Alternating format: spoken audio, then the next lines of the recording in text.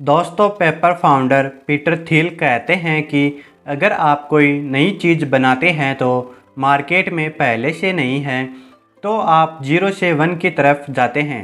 लेकिन अगर आप कोई ऐसी चीज़ बनाते हैं जो पहले से बनी हुई है तो आप 1 से n तक जाते हैं।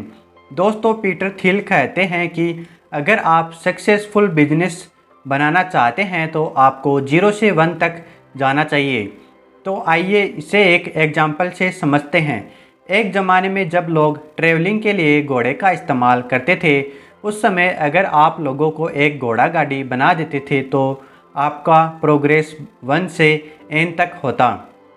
वहीं अगर आप लोगों को एक बिल्कुल नया सोर्स दे देते ट्रैवलिंग का, एक अच्छा कार बनाकर, जैसे कार्ल बेजी ने 1886 में किया, तो उस पर जो आप प्रोग्रेस करते वो होता 0 से 1, जिसे वर्टिकल प्रोग्रेस भी कहा जाता है। अगर आपको सक्सेसफुल बिजनेस बनाना है तो आपको 0 से 1 जाना चाहिए। आपको कुछ ऐसा करना चाहिए जो सबसे अलग हो, जो अभी तक किसी ने नहीं किया हो। लेकिन अगर आप किसी चीज़ की कॉपी करके या फिर किसी चीज़ को इम्प्रूव करके नया बनाते हैं तो आप 1 से n तक जाते हैं, जिसे हार्थनेल ग्रोथ भी कहा जाता है। देखिए, ये करने से आपको सक्सेस मिलने के चांस बहुत कम हो जाते हैं, और अगर आप थोड़ी बहुत ग्रो कर भी जाते हैं तो आप ज़्यादा देर तक टिक नहीं पाओगे।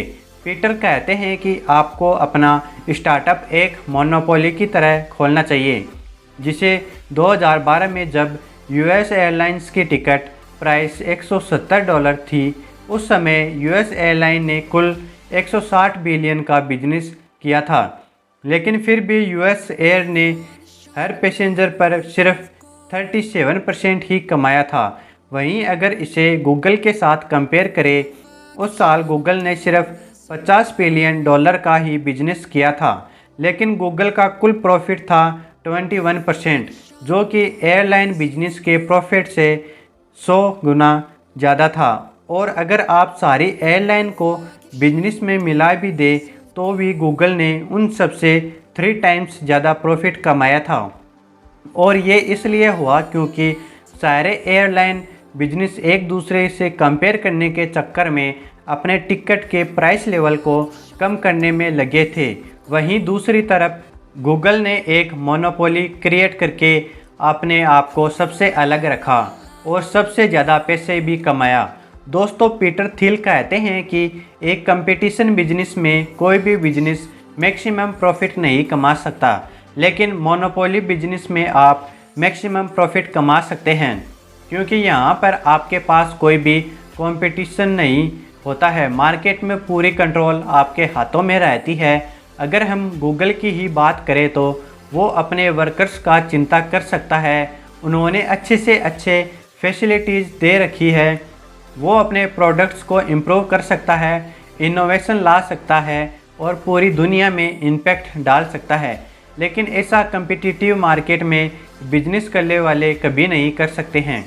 तो दोस्तों, अगर आप कंपटीशन मार्केट से बचकर एक मोनोपोली क्रिएट करना चाहते हैं तो आपको इन 4 प्रिंसिपल्स को फॉलो करना ही होगा। Number 1, proprietary technology. आपको मार्केट में ऐसा प्रोडक्ट बनाकर लॉन्च करना है जिसे कॉपी करना दूसरों के लिए बहुत ही ज़्यादा मुश्किल हो जाए। जैसे अमेजन ने 1995 में सबसे बड़ा ऑनलाइन बुक स्टोर खोल कर किया, और देखा जाए तो उस समय अमेजन को सबसे बड़ा बुक स्टोर भी माना जाता था, क्योंकि उस समय अमेजन के पास 1 लाख से भी ज़्यादा बुक्स का कलेक्शन था, जो किसी भी बुक स्टोर के पास रखना पॉसिबल नहीं था। Number 2, network effects. दोस्तों, नेटवर्क इफेक्ट्स आपके प्रोडक्ट को कस्टमर के लिए बहुत ही यूजफुल बना देता है। जैसे फेसबुक का आज के समय पूरे वर्ल्ड वाइड 2.9 बिलियन यूजर्स हैं। अगर आपको किसी भी इंसान से जल्द कनेक्ट होना है तो वो फिर फेसबुक ही कर सकता है, क्योंकि फेसबुक हम सभी को एक ही इकोसिस्टम के अंदर पैक्ट किया हुआ है। ऐसे में अगर कोई दूसरा कंपटीटर आता भी है तो वो टिक नहीं पाएगा, बिकॉज उसको फेसबुक को बीट करने के लिए फेसबुक से ज़्यादा कस्टमर को लाना पड़ेगा और फेसबुक से ज़्यादा वैल्यू लोगों को देना पड़ेगा। तभी जाकर वो फेसबुक को कम्पिटिट कर सकेगा, जो करना बहुत ही इम्पॉसिबल है। Number 3, economic skill. दोस्तों, मोनोपोली बिजनेस क्रिएट करने के लिए आपको अपने बिजनेस को स्किल करना होगा। एग्जाम्पल के लिए, अगर एक नॉर्मल बुक पब्लिशर अपने किताबों को फिजिकल कॉपीज छापेगा तो वो सिर्फ एक लिमिटेड मार्केट में ही अवेलेबल होगी। अगर उसकी किताबें की डिमांड ज़्यादा बढ़ती है तो उसे वापस किताबें छापनी पड़ेगी, जिससे उसका प्रोडक्शन कॉस्ट भी बढ़ जाएगा। वहीं अगर वो publisher online e book sale करेगा तो वो वर्ल्ड वाइड मार्केट में अपनी किताबों को सेल कर पाएगा और उससे बार बार किताबें छापनी भी नहीं पड़ेगी, जिससे उसका प्रोडक्शन कॉस्ट भी सेल हो जाएगा। Number 4, branding. दोस्तों, एक स्ट्रॉन्ग फेमस ब्रांडर आपको मोनोपोली क्रिएट करने में बहुत ही ज़्यादा मदद कर सकता है। जैसे कि एप्पल बहुत ही केयरफुली अपने हर प्रोडक्ट के लिए मटेरियल खरीदता है, चाहे वो आईपैड हो या आईफोन। एप्पल के हर प्रोडक्ट्स कस्टमर्स को इतना अच्छा यूजर देता है कि लोग एप्पल के प्रोडक्ट्स के लिए ज़्यादा पैसे पे करने को भी तैयार हो जाते हैं।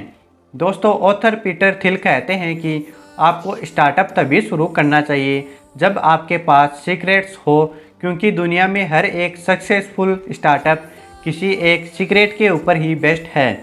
जैसा कि मार्क जुकरबर्ग के पास था फेसबुक जैसा प्लेटफॉर्म बनाने का सीक्रेट आइडिया, जो पहले किसी ने भी नहीं सोचा था। दोस्तों, पीटर कहते हैं कि आपको सीक्रेट्स वहाँ पर ढूंढना है जहाँ पर उन्हें कोई भी नहीं ढूंढ रहा हो। आपको ये सोचना चाहिए कि ऐसी कौन सी फील्ड में है जो मैटर करती है पर उसे कोई भी वैल्यू नहीं दे रहा है। एग्जाम्पल लेते हैं टेस्ला मोटर्स की एलोन मस्क ने बहुत ही चालाकी से बैटरी से चलने वाली कार बनाकर पोल्यूशन को ही ख़त्म कर दिया और दुनिया में इलेक्ट्रॉनिक कारों की रेगुलेशन में ला दी, और जो कंपनियां भी कर रही थी, पर उन्होंने कभी पोल्यूशन को पूरा ख़त्म करने के बारे में ही नहीं सोचा था। वे सिर्फ एक दूसरे के पीछे लगे हुए थे। एलोन मस्क ने ऐसे सीक्रेट को पकड़ा जो हमारे लिए व हमारी दुनिया के लिए तो मैटर करता है, पर किसी ने भी उस पर फोकस नहीं किया। अब बात करते हैं सबसे इम्पोर्टेंट पॉइंट्स, सेल्स की बात। अगर आपको अपने प्रोडक्ट की सेल करने की स्ट्रेटजी के बारे में पता ही नहीं है तो आप मार्केट में कभी भी मोनोपोली को क्रिएट नहीं कर पाओगे, चाहे आपका प्रोडक्ट कितना भी यूनिक क्यों ना हो। दोस्तों, ऑथर कहते हैं कि सेल्स को प्राइस के अकॉर्डिंग 5 कैटेगरीज में बांटा जा सकता है। Number 1, complex sales. अगर आपकी कंपनी ऐसा बिजनेस डिलीवर करती है जिसकी कीमत $10 मिलियन के आसपास है तो आपको अपने कस्टमर्स के साथ खुद डील करना चाहिए। आपको महीनों तक उनके साथ रिलेशन को स्ट्रॉन्ग करने में लगाना चाहिए। इस तरह की कंपनी को सिर्फ 2-3 सालों में एक ही सेल चाहिए होती है। जैसे कि एलोन मस्क ने स्पेसएक्स को बनाने के कुछ सालों बाद नासा के साथ कॉन्ट्रैक्ट साइन कर लिया था। Number 2, personal sales. अगर आपका प्रोडक्ट की साइज $10,000 से $1 लाख के आसपास है तो आपको सेल्स टीम रखनी चाहिए। इस प्राइस रेंज में चैलेंज ये रहेगा कि आपको अपनी शुरुआती सेल्स कैसे करवाए। दोस्तों, 2008 में बॉक्स ऑफिस ने डेटा को सिक्योर करके क्लाउड में करने का सॉफ्टवेयर बनाया, लेकिन उस वक्त इस टेक्नोलॉजी में बहुत कम इंटरेस्ट लेते थे। लेकिन बॉक्स ऑफिस ने सबसे पहले उन लोगों को अपना टारगेट बनाया जो फाइल शेयरिंग की प्रॉब्लम से जूझ रहे थे, और जब उनका प्रोडक्ट थोड़ा सा फेमस हो गया तब उन्होंने 2009 में इन्फोसिस क्लिनिक को अपना टारगेट बनाया, जहां रिसर्चर्स को अपना रिसर्च डाटा सेव करने में दिक्कत आ रही थी। दोस्तों, अगर बॉक्स ऑफिस शुरू में ही बड़े लोगों को अपना कस्टमर बनाने के लिए एफर्ट्स करता तो अब तक ये स्टार्टअप एक फेलियर बन चुका होता। बॉक्स ऑफिस ने चालाकी से सेल्स की स्ट्रेटजी की मदद से अपनी कंपनी को मिलियंस डॉलर कंपनी में कन्वर्ट कर दिया। Number 3, dead zone. अगर आपके प्रोडक्ट की प्राइस रेंज $1,000 के आसपास है तो आप डेड जोन की कैटेगरी में आते हो। आपका प्रोडक्ट सेल करना सबसे मुश्किल है। मान लीजिए कि आप एक छोटे सॉफ्टवेयर तैयार करते हैं जो छोटे ओनर्स को उनके ऑर्डर्स और प्रोडक्ट्स को मैनेज करने में मदद कर सकता है, लेकिन ऐसे कस्टमर तक पहुंचना एक चैलेंज है कि इस प्राइस रेंज के प्रोडक्ट को आपके एडवर्टाइजमेंट से सेल नहीं कर सकते। आपको हर कस्टमर को पर्सनल अटेंशन देनी पड़ेगी, लेकिन इसके लिए आपको एक बड़ी सीरियस टीम की ज़रूरत होगी, जो कि एक बहुत ही बड़ा चैलेंज है। Number 4, marketing advertising. अगर आपके प्रोडक्ट का प्राइस $4 के आसपास है तो आपको इन प्रोडक्ट्स के टीवी, न्यूज़पेपर एडवर्टाइज और अपने प्रोडक्ट्स की बॉक्स डिजाइनिंग बहुत अच्छे से करनी चाहिए। Number 5, viral marketing. अगर आपके प्रोडक्ट का प्राइस $1 के आसपास है तो आपको वायरल मार्केटिंग की ज़रूरत है। इसमें आपका एग्जैक्टिंग कस्टमर अपने दोस्तों को भी प्रोडक्ट यूज करने के लिए कन्विंसिंग कर सकता है। एग्जाम्पल के लिए जैसा फ्रीडम 21, हालांकि वो एक स्कैम था, बट देखा जाए तो वो भी एक वायरल मार्केटिंग वाला प्रोडक्ट था। फाइनली बात करते हैं इस बुक के लास्ट पॉइंट के बारे में। दोस्तों, पीटर थिल कहते हैं, अगर आपके पास इन 7 सवालों के करेक्ट जवाब है तो आप सच में बहुत ही जल्दी एक सक्सेसफुल स्टार्टअप खोल के एक मोनोपोली को क्रिएट कर सकते हैं। और साथ ही साथ पीटर थिल ये भी कहते हैं कि इन 7 सवालों के जवाब टेस्ला मोटर कंपनी के पास है।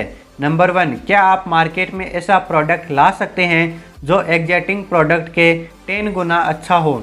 नंबर 2, क्या यह सही टाइम है इस तरह का बिजनेस करने का जैसा आप सोच रहे हैं। नंबर 3, क्या आप छोटे मार्केट के बारे में शेयर से स्टार्टअप कर रहे हो। नंबर 4, क्या आप सही टीम में हैं।